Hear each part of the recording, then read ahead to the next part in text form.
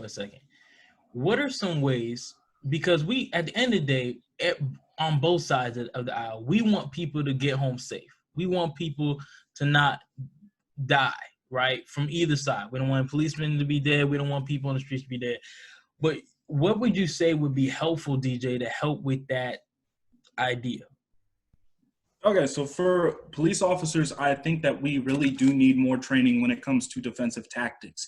I'm a defensive tactics instructor at my police department. So I go out to the police academy and I help instruct the recruits in defensive tactics. And we get really, really good training. But the problem is that it is in the academy.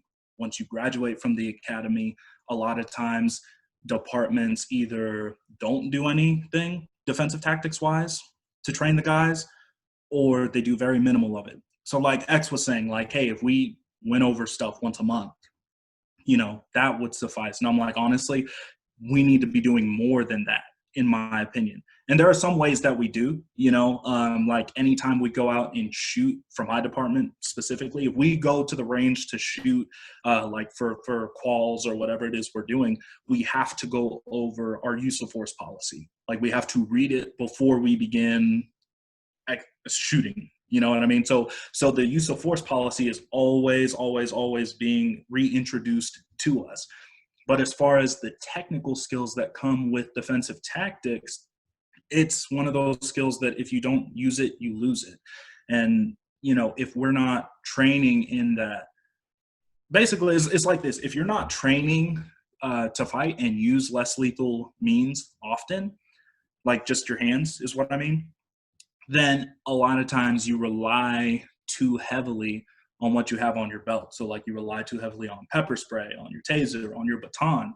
And then what happens is when those items don't work, well, then you freak out.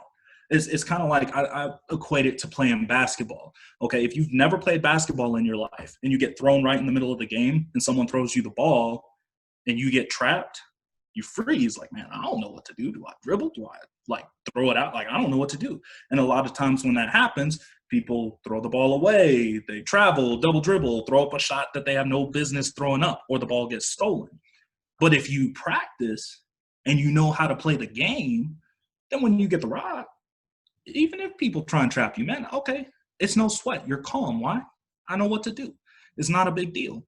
Like, and I can go into this all day because it's a pet peeve of mine, but more training in defensive tactics is one issue that I think would be very helpful. The second issue is I think physical fitness needs to be a top priority for people outside of the academy. In the academy, it's basically like boot camp, and they really drill you on physical activity.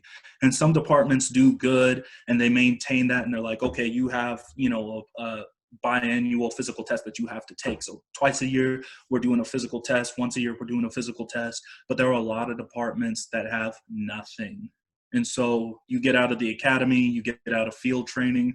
Your first couple of years as an officer, you're fit because you're motivated to do it. And then you let yourself go. And to me, like, if there's one thing I cannot stand, like legit, it's seeing overweight officers. Because legit, I'm like, bruh, if you don't have the discipline to take care of yourself and make sure that you are at the top of your game as far as fitness so that you can better serve your community, you don't need to be doing this. Because when you let yourself go, you're doing a huge disservice to yourself, your department, and your community. Because what happens is you see these overweight officers get involved in situations that, okay, I got to chase this dude. Now I caught this dude. Now I'm fighting this dude. And by this time, you're gassed. I mean, the tank is empty, but you have to safely get this person into custody. And if you're winded, you can't do that.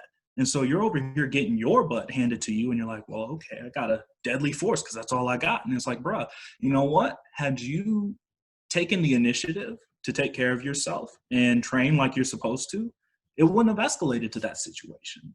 So those are the top two things that I think if that changed on a national level, and I just say national, like if every department adopted that, because I know every department's different, but if every department adopted those two things, you would see a drastic decrease in police uses of force.